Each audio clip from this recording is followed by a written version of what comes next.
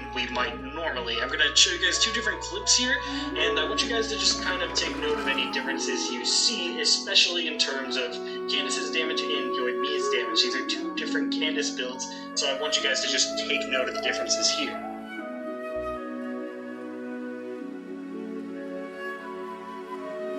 And if you were paying attention in those clips, you might have noticed in one clip, Candace is dealing significantly more damage, and in the other clip, Yoimiya is dealing a little bit more damage. And the key difference here is that they're two different Candace builds, and one is full in on the HP percentage on Candace, and the other one is essentially just a main DPS built Candace, and the differences in Yoimiya's damage are not staggering, but the differences in Candace's damage is substantially different. Hi there, Blossoms here, and today we're going to be going over our Candace build guide and going over how I kind of think HP percentage is a trap on her, and I wanted to start off with that clip as kind of a reference point, because initially when I went to go build my Candace, I went for the full HP percentage, and then I slowly started to realize that it really wasn't worth it, especially when I started testing the differences between building her the way that I have her in one of the clips versus a full HP build. And I wanted to make sure to go ahead and get that out there. So today we're covering her weapons, her artifacts, her kit, how it all works in some different teams to put her in, especially a Freeze team that I've been particularly enjoying as it is a ton of fun, and just how viable she is moving forward, as I think she's pretty good now, but even better in the future. So we got plenty to talk about. Before we do, though, don't forget to leave a like and subscribe to the channel, especially if you enjoy this kind of content. It helps me out a ton, and I really appreciate it. But let's talk about Candace's kit. First up, what does Candace do? What does she provide for a team? Well, Candace's role on teams is essentially to be some sort of sub-DPS Hydro infusion bestower who also buffs your elemental normal attack damage specifically, and she does this with her elemental burst. And the way her elemental burst works is you cast it, you deal some AoE Hydro damage, and then you bestow the active character the Prayer of the Crimson Crown effect. And the way this works is that it increases your elemental damage for your normal attacks. It doesn't matter what element it is. You get a damage increase for those normal attacks. Okay. But when a character spots or takes the field, you're also going to deal an instance of AoE Hydro damage, and there's a maximum to how many times. I wonder when I'll be as tall as my big sister. On top of that, you also bestow Hydro Infusion to Sword, Claymore, and Polearm wielding characters, so it is going to exclude Catalyst and your bow characters. And this might seem a little annoying, but I think it's more of a boon, and in fact most characters just ignore the Hydro Infusion if they infuse themselves with an element in one way or another. At least most of the time, Kaching does not override this infusion, so keep that in mind. It's just kind of case by case there. But that is essentially one of the biggest parts of her kit, and you're going to be buffing your allies with that elemental burst, as well as providing some off-field Hydro AoE damage that scales off your max HP. And then, on top of that, your elemental damage from your normal attacks is going to be increased by her passive, where that character gains an additional 0.5% increased damage to opponents for every 1,000 points of Candace's max HP. So you get the 20% there, and then you get a percentage based off of her max HP, based off of this passive. That's not all to her kit, however, that is the main kind of focal point to her kit and what she provides to a team, but she does also have some other interesting things, namely her E skill that acts essentially the same way as Yunjin's elemental skill does. You can tap it to deal some Hydro damage immediately, or you can hold it to block some damage and then deal an increased amount of damage with the charged up version. Both of these also scale off your max HP, and the shield absorption for the blocking version does scale off your max HP. They have the differing cooldowns there. So this is pretty cool. You can block stuff real nicely, or you can just apply some Hydro. They do have slightly different particle generation, which makes sense considering they have different cooldowns, so keep that in mind as well. This doesn't contribute to her supportive capabilities. This is simply just to protect yourself or generate some particles for her. Now, we'll also talk about her normal attacks, and this is mostly because she has some interesting, unique factors to her normal attacks. One of the most glaring ones is the fact that her multipliers on her normal attacks are actually pretty high for a polearm user. When you compare these to other polearm users, these are actually pretty high modifiers. So if you really enjoy making your characters that aren't exactly geared for main DPS into main DPS, she's going to be an excellent character to do so for, since her modifiers are so high. And then on top of that, this normal attack sequence has a shield bash on the second hit, which is particularly interesting because this Shield Bash counts as a heavy hit. And what that means is that Shield Bash not only is capable of shattering opponents, it is also capable of dealing great damage to constructs or ores and whatnot in the open world. And I just felt that was noteworthy because it's kind of random, but still interesting. My apologies. And as for other passive that I kind of skipped over, it just allows it to where whenever you get hit by an attack, the whole duration of her E-skill is charged instantly. So if you just time it correctly, you can get the whole damage immediately, which is pretty nice. Essentially working exactly the same as Yunjin's, where it's also essentially. And Sayu doesn't have now for the important part, we'll discuss Candace's artifacts, and we'll begin with her artifact set. And I think that the best overall artifact set bonuses for your Candace build is going to be Emblem of Severed Fate and Tenacity of Millith, a mix of the two-piece bonuses there. To get that extra HP and the extra energy recharge, that'll bump up your general effectiveness as well as your consistency, but those aren't your only options, and in some cases I think there are better options.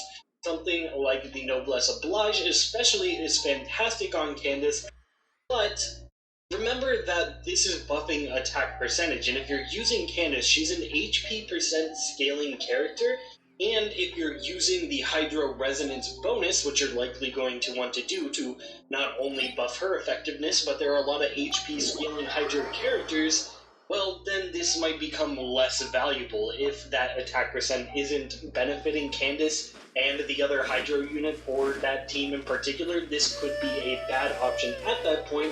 If Candace is the only HP scaling character, or maybe she's not the only HP scaling character and everybody else just benefits from the attack percent anyway, then this is an excellent option, and I think a really good one on Candace. Likewise with something like the Emblem of Severed Fate, this isn't a bad option at all, especially if you're building her the way we are, allowing her Elemental Burst to deal that extra damage. Another test It's nearly as valuable until Share my knowledge. Constellation 6, because her Constellation 6 doesn't incur ignition. Here comes the catch. Quietly now. Let's take her to look. This is when Embrace the ice.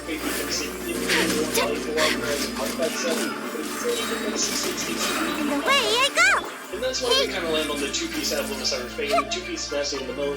This just helps her out in both categories, and this is generally going to be good regardless of what you're doing. Whether everybody does benefit from attack percent or not, this is just going to be a good set on her. It's not your only option, however. You could do something like the two-piece Guild of Dreams if you really want to get that EM up for whatever reason, or if you just want to do two-piece Noblesse Oblige or two-piece of the Hydro set. The Heart of Depth, that is fine too, and if you're trying to build her as a main DPS, the 4-piece Heart of Depth is really good as well. Help you out with those normal attack modifiers that we mentioned before. So you do have plenty of options. Take flight. However, I do still think that initial split set that I showed you is going to be the best one. Now let's discuss the elephant in the room, the main stats. This is where things get important. Because when most people go to build their Candace, they want her to be as effective to support the team, and that usually drives them to just go full HP on Candace. However, I'm here to tell you and show you that that's really not the way to go. And in fact, I think the optimal way to set up your Candace is going to be 2% longer sand, and then goes on your goblet and then every portrait damage for your circlet.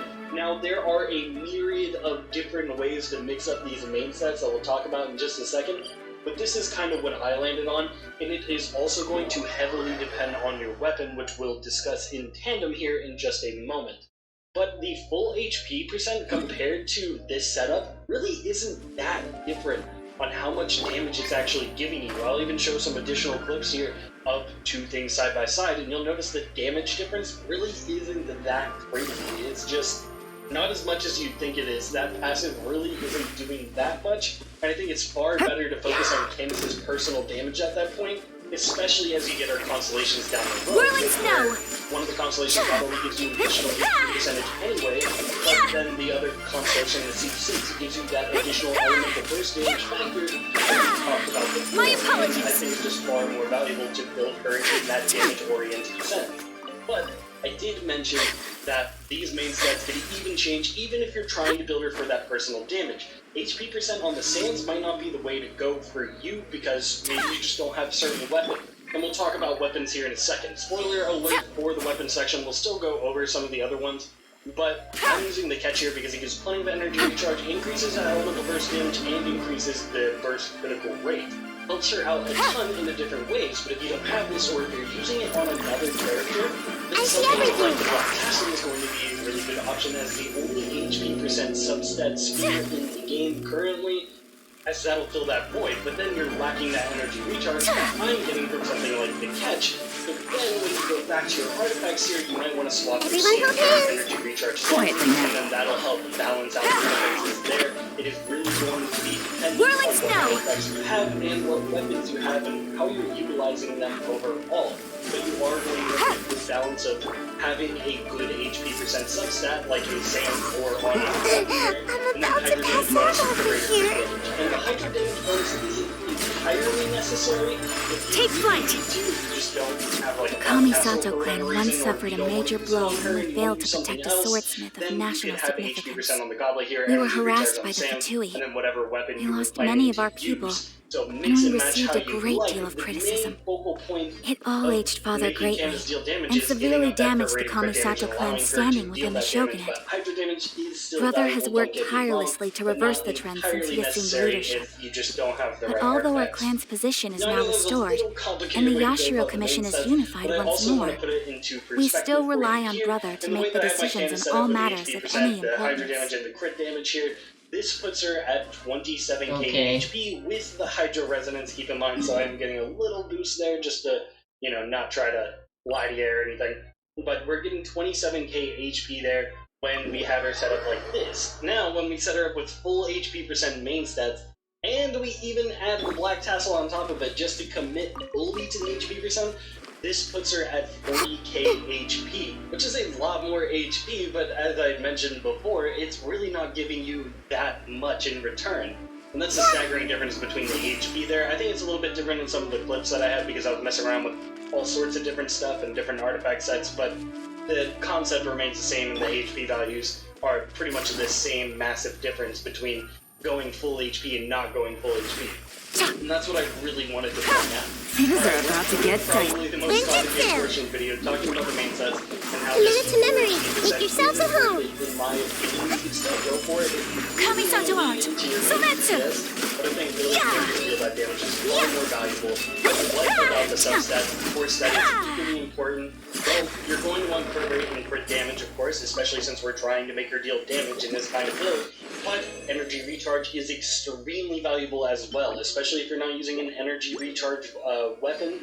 Getting it in the substats is very good. If you could get a really good SAMs with like 20% ER like this one here that I have, that would be phenomenal for your Candace, because then you can maybe circumvent having an energy recharge main stat like we discussed earlier and give yourself even more HP while still building into the damage aspect. So if you can get really good energy recharge substats, that's phenomenal, congrats. But other than that, crit rate and crit damage are extremely valuable, and if you can get HP percent on any of your other substats, then that's going to be phenomenal as well, especially since we don't have the HP main stats as much anymore. You'll be able to follow the HP substats on those artifacts now, which is really good.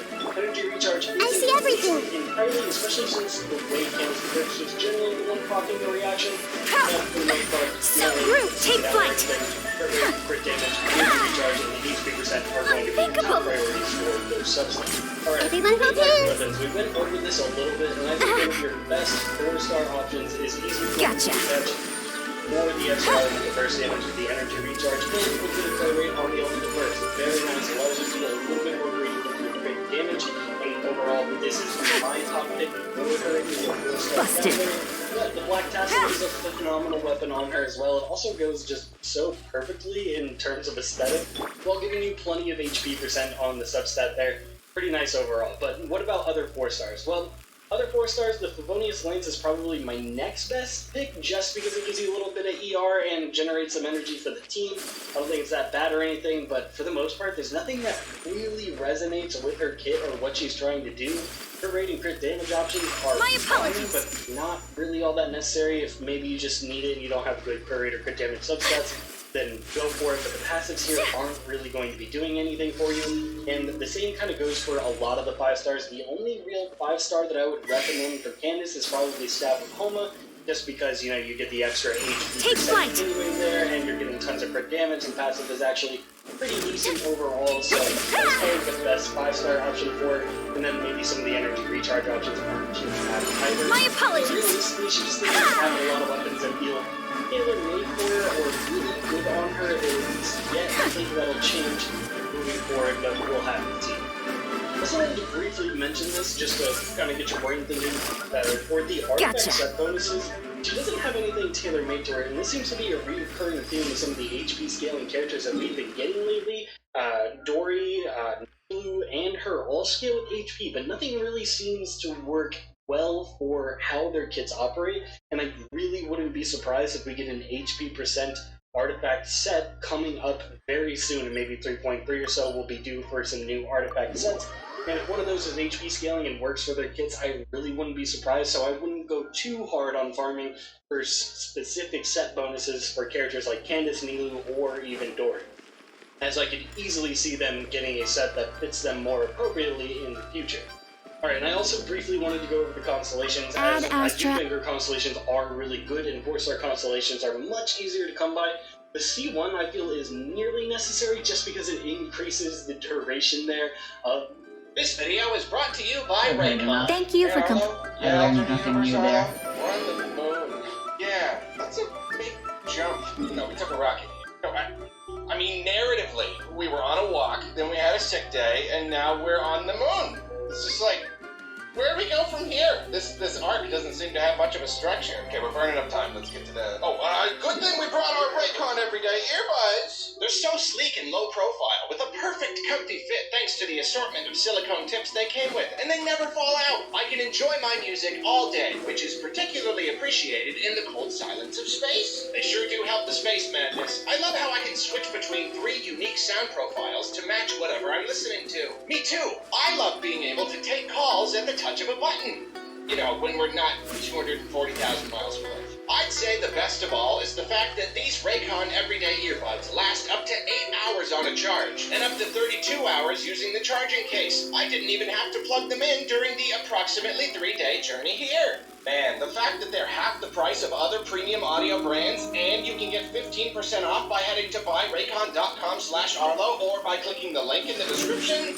Take flight! Stop for a swirl! Busted. Yeah. Game's up. Fun's over. It's a lot easier to breathe here than I expected. Yeah, the whole, like, no air freezing thing, really exaggerated, apparently. That's great. Oh, gosh, that's disgusting. Oh, no. Oh, that's gross. Oh. Can't catch me! Whirling snow! I know Dusty Lee is pretty much a cliche at this point, but I didn't put the dust on it for a joke. This is just,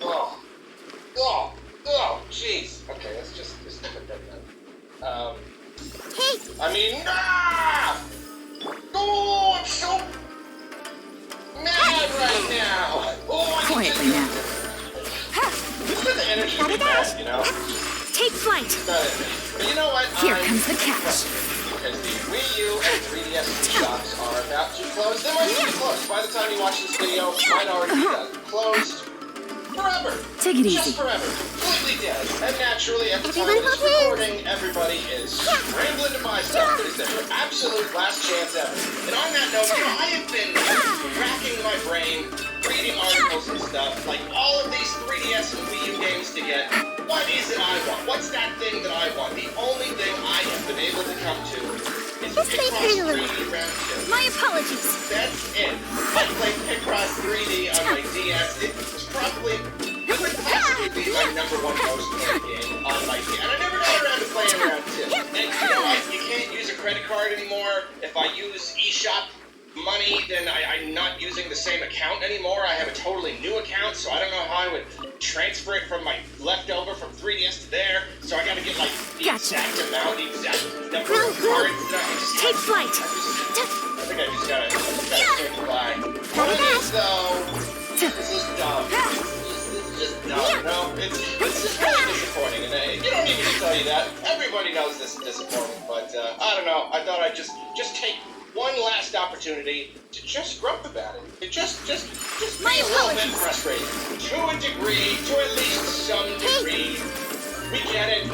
Get why it's happening. I'm out of here. But it can't be up forever. Yeah, that whole thing. Whirling You know, a lot of snow. people who are more on the tech-savvy side of things are going to pipe up and giving us, Busted. there's complex reasons why these systems have to come down and say, Take flight. particularly the 3DS. It takes a lot to run storefronts like this, just the infrastructure, and not just like the effort involved, but it takes a lot to do it safely, because, these are systems that are storing people's information, and it's a very big thing. It's a security issue, at least to a degree. It is difficult to keep things running using these old, outdated, archaic systems, and all that stuff. But of course, this is frustrating for, I would say, I see two main everything. reasons. Okay, it can't go forever, but one, did this have to be the time that it shut down? It just feels Ninjutsu. especially for the Wii. It's Sharing my not mind. even that old. I guess it's not that. Things are about to get Whatever. dicey. It's just too soon for both. Kami-san's For around. example, Sometsu. Kirby's Extra My apologies. That game, the game Nintendo did you know it's only 4 years old? Yeah, it came out in March 2019. 4 years. 4 years. And after these closures, there will Gotcha. be no official way Whirling to snow. purchase that game. Imagine working on that game. Imagine being one of the people who worked on it. And after only 4 years, Nintendo doesn't sell it anymore. You can't buy it in stores. You can't buy it on the eShop. It's just not a thing anymore. Yeah, sure, you can hunt down a used copy, but that doesn't give any money to Nintendo. That's not official. That is subject to, price hikes and all that stuff. Nintendo themselves, nah, they're done with it. Completely done with it. Trash can. A lot of other games, too. Most of the latter 3DS games are just like, it's weird. Samus Returns! The big return of Metroid! It was the first new 2D Metroid. It was a remake, but you know what I mean? It's still like a new 2D Metroid project, the first one in so long. Not a thing anymore. Nintendo doesn't sell it. They're just done. They're just done with it. Metroid Dread, Metroid Prime 4, Metroid Prime Remastered, doesn't matter. This new era of Metroid, now we're leaving that one behind. So yeah, it's frustrating that it just feels too soon. But then, too, of course, another obvious one, it's the fact that Nintendo isn't giving us any other options. Sure, it may be hard to use this old, archaic system, but could you consider putting a new system in place or something? And I get that takes work, that takes money, but still, this is a vast library of games. 2 libraries of games. To just flush it all down the toilet is so ridiculous for so many reasons, even just from a business standpoint. You just want people to be able to buy these games. And it's extra frustrating that the Wii U is going along with the 3DS, because the Wii U, that could have been the key. They have DS games on the Wii U. You can emulate DS games. So, there's a very good chance that Nintendo will never have another full-screen system, because it's just Game's up. Fun's over. it's created a lot of problems. But the Wii U, My apologies. oh man, Embrace the right ice. there, that's it. You got the TV, you got the gamepad, there it is. I don't know if it's powerful enough to emulate a 3DS. It seems like it probably would be. But what if you just kept that Whirling open snow. just for the DS and 3DS emulation? Keep the libraries open, just even Quietly now. for that. That's something like that. But now, we got nothing. There are no plans, nothing from Nintendo other than it's shutting down. Sorry. See you Take later. flight. It probably goes without saying that a frustrating thing about closing down a digital Everyone hold storefront is that digital storefronts are supposed to, they serve a great purpose. Here They comes the solve a catch. big problem. The idea of Sakura you swirl. want to play a game, but the only way to play Whirling it is snow. to track down the old hardware and get Minute to it memory. copy. What's up? It's very archaic at this point. It's prohibitive when it Come on comes to out. cost. It's getting more and more difficult to find the old hardware of those Take old flight. games. Digital Take storefronts are flight. supposed to be a solution to that, I had that video, that Metroid video about if you want to get into Metroid, where you can get all the old games, and we are now Minute to losing memory. access to several games that are not, they were available. You were able to get all these great Metroid games. No, not anymore. And away Several I go. Metroid titles are now being delisted. And now, the option is to, emulate obviously, or go track down an old Share my copy knowledge. game, which is just just ridiculous. And the further we go away from away from this closure, these games are just going to feel more and more lost to future generations. If Nintendo is smart, they will keep having,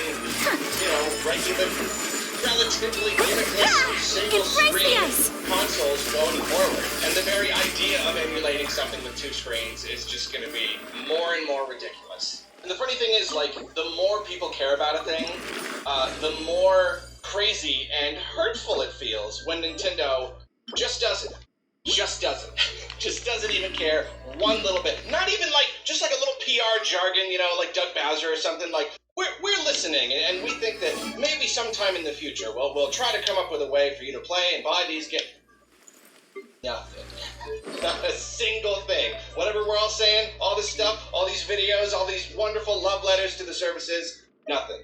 Don't mean nothing. And this definitely plays into that whole Nintendo thing of being focused on new things. That statement that just boils my blood every time I hear it. You tell them you love that old thing, you tell them that you'd love to play that old thing, they don't care. They don't care one single bit. They might give you a remake sometime down the line, but for the most part, we hear it again and again, especially like Miyamoto, just like we're focused on new things, as though giving us the old things and new things, those are mutually exclusive. It is impossible to have both. See, and then people like me, we get into the psychology of it. We start jumping at shadows. Nintendo does not want this. They shouldn't let us. But you know what? We get thinking. We get looking at this. I'm thinking, what are all the reasons they might want to do this?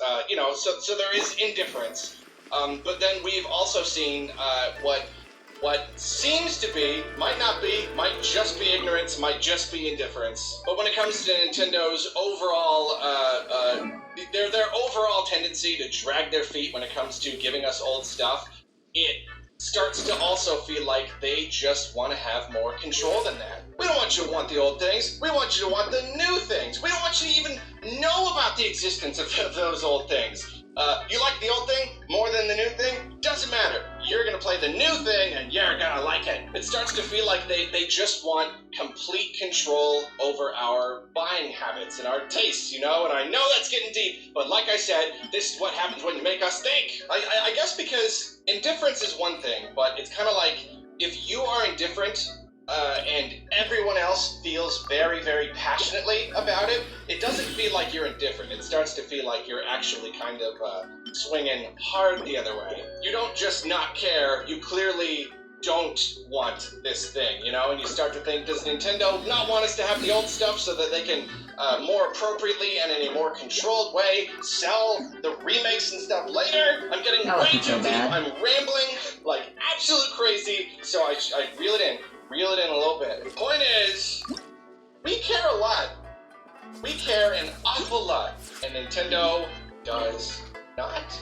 And that's frustrating. And then, even just on top of, the games. I want to be able to buy the games. I want people to be able to buy the games and all that. Even beyond that, of course, there's the much broader, much more long-term game preservation argument. From a preservation standpoint, just shutting down these shops, just flushing them down the toilet, it's a huge blow to game preservation. Certificates are useful for judging professional skills, but they fail to measure the amount of effort or emotional investment involved.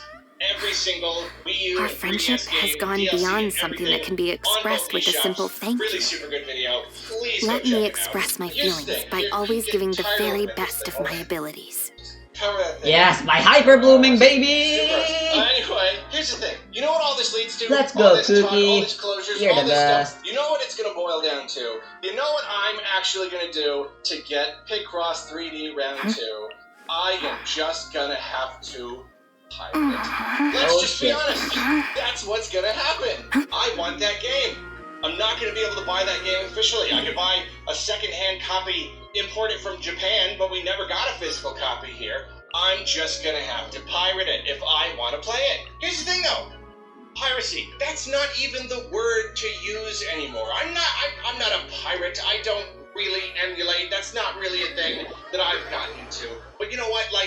This is the truth. It's not piracy anymore. If Nintendo is not selling this product, if there is no official way to buy it, I'm not pirating it. It's just emulation.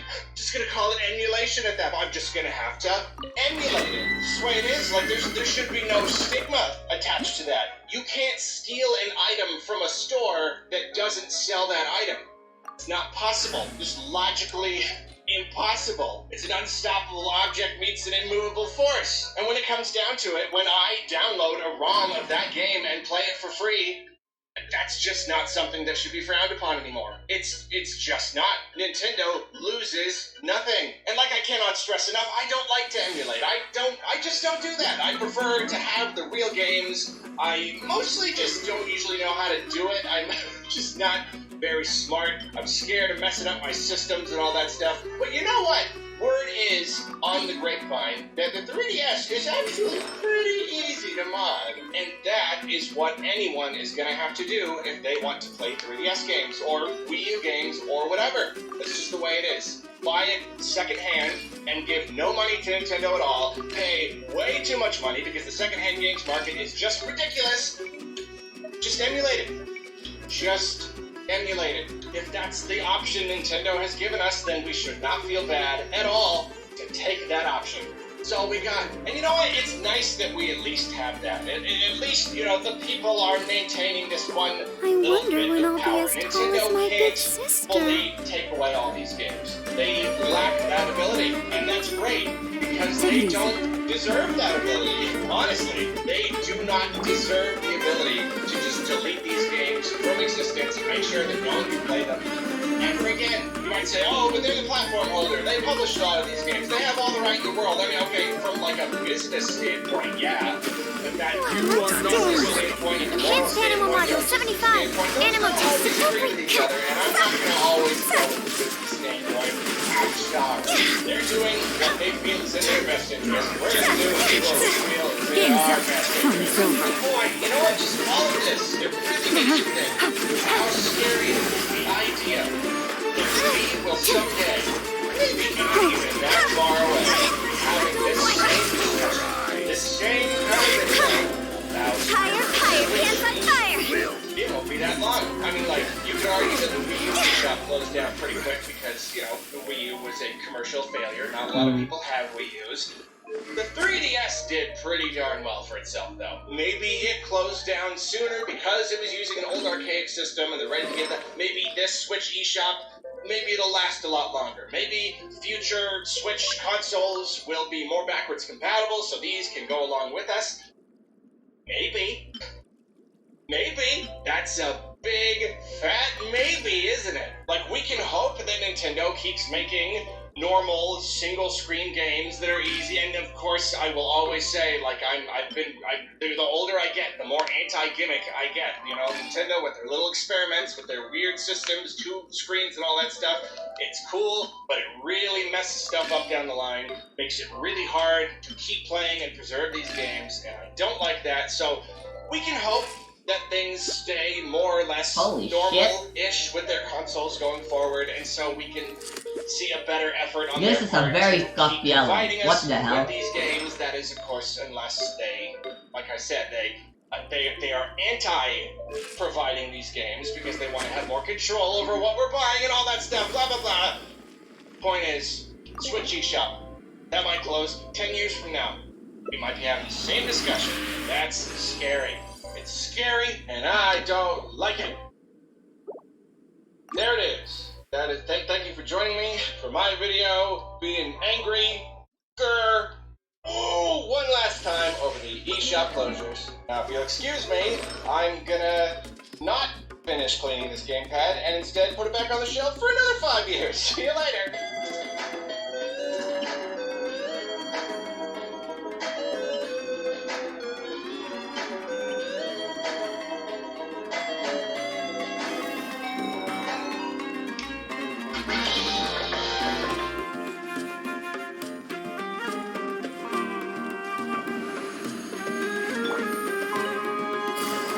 You are not welcome here. Busted. Quietly now. Squirrel, Mark II! Things are about to get dicey. This isn't good! Go!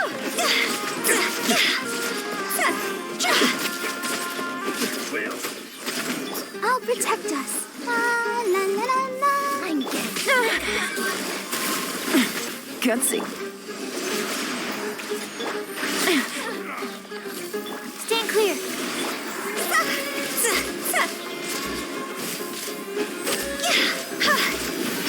Quit it!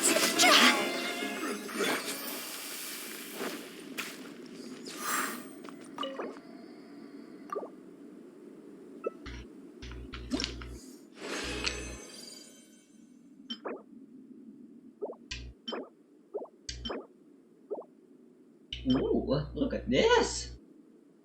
Nahida!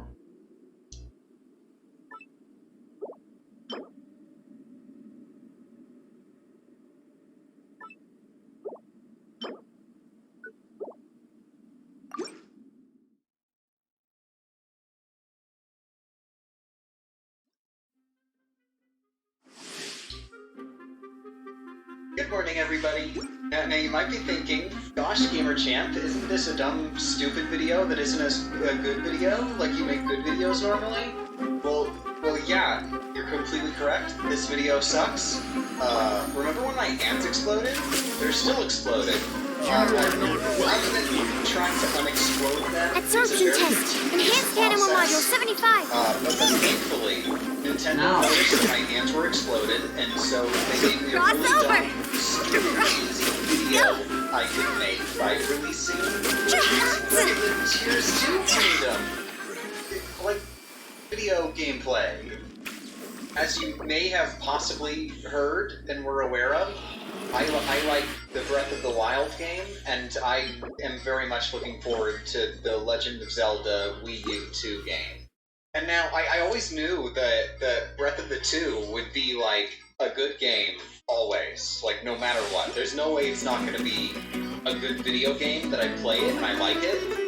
But I was a little worried that it would be just a good game, and it wouldn't be, like, Breath of the Wild. Busted. Breath of the Wild Gotcha. is, like, the best video game. Just Let's objectively, they made it, and there appears yet to be a video game that's that good. So, like, if you're gonna make Breath of the Wild, like, you can't just, like, do Time to Breath of go. the Wild. Because, like, every Animal part of takes Breath of 60 the Wild away. really is, like, Animal discovering. hypostasis emulate. And once you discovered Breath of the Wild, like, it was there, and it's just there. You can't play Breath of the Wild twice. Like, you can't replay Breath of the Wild. It's like, experiencing it the first time is what Breath of the Wild is. Like, you know, you can't explore your house. Like, it's already there. You did it. So if Breath of the 2 is gonna be wild to me, it needs to do something a little bit more than just be more Breath of the Wild.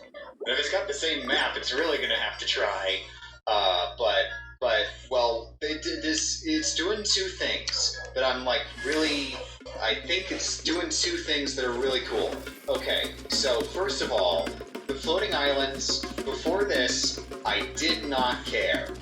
Who cares? Okay, what? They're gonna be like. They're gonna be shrines, but they're like. Things are about to get Who dicey. cares? It doesn't even matter.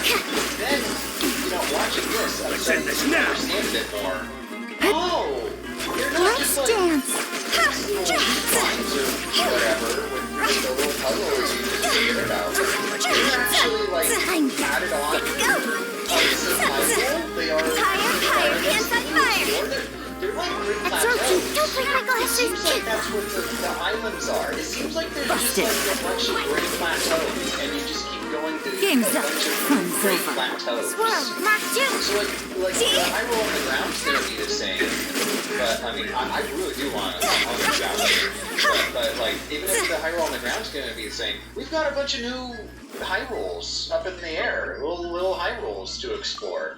So it's definitely gonna be satisfying that itch a little of like, you know, finding new places. Well, anyway, the second thing I wanted to say that I'm really excited for, you notice there was the Zonai charge. We finally know for a fact that the Zonai of the Tears 2 is going to have Zonai in it. And then I don't know why they just completely glossed over the most important aspect of this trailer and got into this dumb thing where you glue stuff together. So this is actually gonna like I was joking. It's actually, this is the big thing. Well, this isn't the big thing. The new abilities. You know, I'm not going to talk about this dumb one that's on the screen, actually. I'm going to go whoosh backwards. So, the new abilities that they show here, Recall, like, this one was super obvious from prior trailers. We knew that this would be a thing, absolutely. Like, you didn't have to pay attention and you'd know this was a thing. Yeah, you can rewind things. Out of the 4 abilities, I would rank this number 3 in, like, how it's a thing that I care about. Like, okay, you can rewind stuff. I question how exactly useful is that going to be, except in situations where the devs made it useful intentionally on purpose. Like, the rocks falling from the sky, like... Honestly, I'm wondering if that is going to be the coolest use of Recall in the entire game, and they spoiled the potential, like, discovering it yourself by just showing it as, like, the very first thing in the gameplay demonstration. Like, it's a really cool idea that if you want to get up to the islands, like, if there's a falling rock, then you just go, oh, if I reverse it, it goes back up into the sky. And that would be a really clever moment that nobody who watched this gameplay demonstration will ever get to have. What a bummer. And I kind of question if there really will be anything more clever than that in the game. Like, obviously, like, if say a super duper big guy throws a tree at you, you can go, haha, I reversed the tree and you threw it at yourself. Like, that stuff's, like, obvious. Like, is there really going to be anything, like, smart ways that you can do with it? I guess, like, you could, like, go, haha, I'm going to throw a spear backwards, and then the enemy is just going to be, like, not reacting, because enemies aren't programmed to react to you being an idiot. But then you go, haha, you thought that I threw the spear backwards? And then you reverse time on the spear, and it goes whoosh, and it goes back, and then it hits the enemy, and then the enemy is like, I've taken damage in a video game. But yeah, like, I struggled to think of times where I'd think, yeah, I'm gonna do the reverse time, except in situations where, like, I'm in a shrine, and the shrine says, if you rewind time, then you can make the thing that's not on the button, that was on the button a second ago, be on the button again. Now, obviously, like, I'm just talking about, like, me playing the game casually. There are some weird, like, speedrunners and like these weird challenge YouTubers who just don't even understand how video games work, who they try to do like the weirdest things in the game, but they're like trying to play the game weird on purpose. I'm talking about like me when I play the video game for haha, I'm a dumb baby and I like playing video games for fun, which I am a dumb baby off screen. Like I just don't think there's gonna be much there. Okay, so here's the one that's the second one they showed off, and just like how it's the second one, it's the second one on my list of 1, 2, 3, 4, and I like them if they're closer to low numbers. So you can take sticks and you can turn them into stick rocks. You can take rocks, presumably, and turn them into rock sticks. No, you couldn't, because you can't equip a rock. It can only be a stick rock, it can't be a rock stick. Unless there's rock. It's just a weapon that you can just rack, it's just a rock. But, I mean, it doesn't care if it's a glove, it has to be just a rock. So I don't think you can make rock sticks. But yeah, this is neat. I like this, because they're like, obviously all of the interactions here are probably going to be directly programmed in some way. Not literally everyone, but they're going to follow, like, you know, an ecosystem of climate stereotypes. That kind of thing. It's gonna be that, like, this thing will always give this property to this a thing. But like, there's definitely a lot of room there for the player could potentially be really clever with this. And especially because, in particularly, I love the Keese eyeballs. I'm honestly surprised that they showed it in the trailer, because this is one of the things that, like, This is stupid. This is the stupidest thing ever. This makes no sense at all. There is this is devoid of logic. If you You're are coming not with your supposed to toes. be Animal hypostasis. Let the show be. God's over. The ideas there, that an eyeball would go towards a target. It's so Stand clear. dumb. Animal And I test love 6308. that. I really want to see all the dumb things because I know. Come on, we can do it. With all the possible items, there are going to be really dumb things that only make sense after you've done it, because why would you think it would work that way in the first place? Absorption test. I think this is going to be a very hilarious mechanic I'll protect that us. simultaneously is useful. Quietly I now. see myself actually Gotcha. friggin' meat to my everything. That's the popular one for some reason. It's meat. I think the reason for that is because there is something fundamentally funny about Game's up. Fun's over. Enhanced animal module 75. dead animal food. You're hitting an animal with a dead animal. It's pretty messed up. Tired, pants on fire. And like, no matter what, also, I'm gonna be doing it like all the time, even if I'm not trying to be clever. Just because, Quietly now. like, if I've got Animal test 6308. Absorption there's a test. rock next to me, I attach rock to a sword, and it wouldn't be much. They're like, here you go, it's +2 damage. I could just. I'm wondering if it will really work that way. That literally just if you attach things to the thing, it makes it objectively better always. It's just a stat buff. Technically still the strongest team so, for like, Hotel, but You just will doesn't never work have a reason again to in this use abyss the Great rotation. Flame Blade. You've got to use the Great Flame Blade. Yeah, I'm gonna try one more The- team comp. The Great Flame Blade Torch. Oh, and that, ooh. So the Great Flame Blade already was good for lighting places up. Attach a torch to the end, and the torch is just permanently lit, and it's just a really long torch. Which does that make it burn brighter? That should. That I'm gonna be mad if it doesn't work that way. But yeah, I see it being a thing that just naturally you're gonna be coming up with new combinations all the time, just wandering around. Just because naturally, if like your current weapon breaks, okay, it's time to get another weapon out.